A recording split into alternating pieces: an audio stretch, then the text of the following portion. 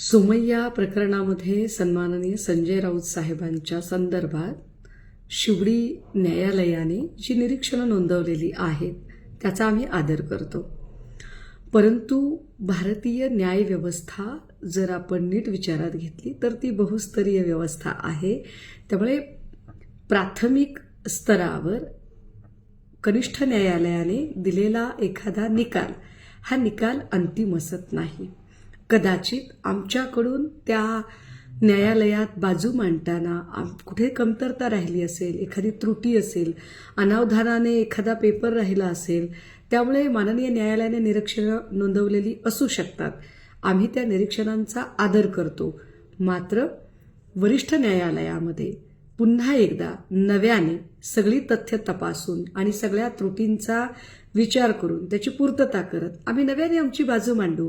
लगेचच काही म्हणजे आता सगळं संपलेलंच आहे आणि आता राऊत साहेब नसतील तर भाजपाला नाचायला रान मोकळंच असेल असं काही समजायची गरज नाही. मी कुठल्या तरी एका वाहिनीवर ऐकलं, नील सोमय्या म्हणत होते 15 दिवसाची असे ना शिक्षा झाली ना. जर असं असेल तर मग अमित शहा यांना तडीपार म्हटलं गेलं, तडीपार कोर्टाने ठरवलं. यावर काय म्हणणं आहे भाजप नेत्यांचं? नाही म्हणजे अमित शहा तडीपारच झालेले होते, त्यावर काय म्हणाल तुम्ही?